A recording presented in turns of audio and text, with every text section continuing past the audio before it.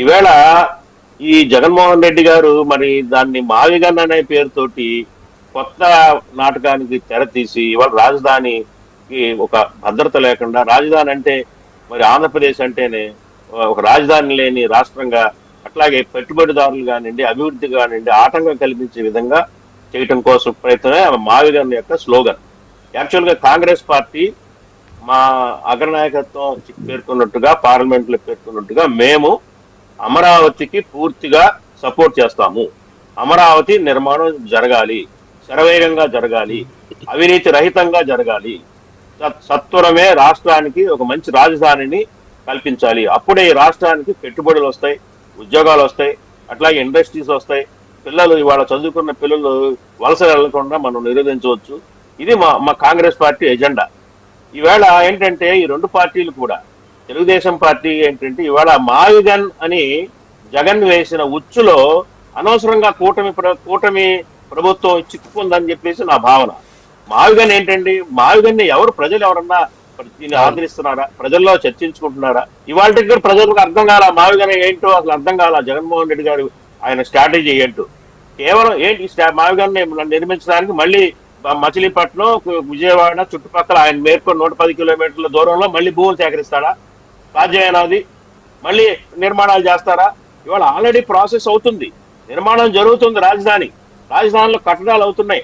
ముఖ్యమైన గవర్నమెంట్ కావాల్సిన ఏదైతే అసెంబ్లీ, రాజ్భవన్ అలాంటివన్నీ కూడా నిర్మాణ దశలో ఉన్నాయి. 1-2 సంవత్సరాలు పూర్తవుతాయి. ఈ దశలో ఇవాళ మావిగనాన్ని ప్రజల్ని కన్ఫ్యూజ్ చేయటం ఒకటి, ఈ రాజధాని పేరుతో అవినీతి జరుగుతుందని ఒక అజెండాని, అట్లాగే అమరావతి అన్న దాన్ని బేస్ చేసుకుని రేపు ఎలక్షన్స్ లో 29 ఎలక్షన్స్ లో ఆయన పాదయాత్ర చేస్తానంటున్నాడు జగన్మోహన్ రెడ్డి గారు.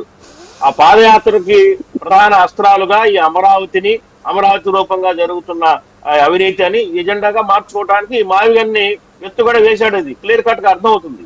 ఎందుకు అనవసరంగా టీడీపీ శ్రేణులు కానివ్వండి, కూటమి వాళ్ళు కానివ్వండి ఆయన ట్రాప్ లో పడిపోయి దానికి అనవసరం ప్రచారం కల్పించడం అక్కర్లా. ఎవరికి నష్టం? మావిగన్ పేరుతోటి నష్టం వైసీపీకే నష్టం. ఎందుకంటే రాజధానిని అస్థిరత్వం చేసి ఫలితంగానే వాళ్ళు 2024లో మనం ఓడిపోవడం జరిగింది. కాబట్టి మళ్ళీ ఆ రాజధానిని తెలుక్కొని మళ్ళీ వాళ్ళ గొయ్యి వాళ్ళే తవ్వుకుంటున్నారు. క్లియర్ కట్ గా అర్థమవుతున్న అంశం. ఇవాళ కూటమి ప్రభుత్వం చేయాల్సిన పరిస్థితి ఏంటి? ఇవాళ రాష్ట్రాన్ని అభివృద్ధి ఎలా చేయాలి?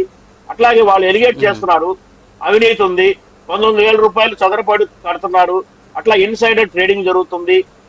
వాళ్ళు ఆ ఎమ్మెల్యేలు, ఎంపీలు, టీడీపీ ఎంపీలు, ఎమ్మెల్యేలు, కూటమి రాజకీయ నాయకులు అందరూ కూడా 100 ఎకరాలు ఇన్సైడర్ ట్రేడింగ్ ద్వారా అమరావతి ప్రాంతంలో కొన్నారు అని చెప్పేసి వాళ్ళు ఎలిగేట్ చేస్తున్నారు. ఎలిగేట్ చేయటమే కాదు, రేపు రాబోయే రోజుల్లో వాటికి సంబంధించిన డాక్యుమెంట్స్ తోటి సహా మేము వస్తామని చెప్పేసి బెదిరిస్తా ఉన్నారు.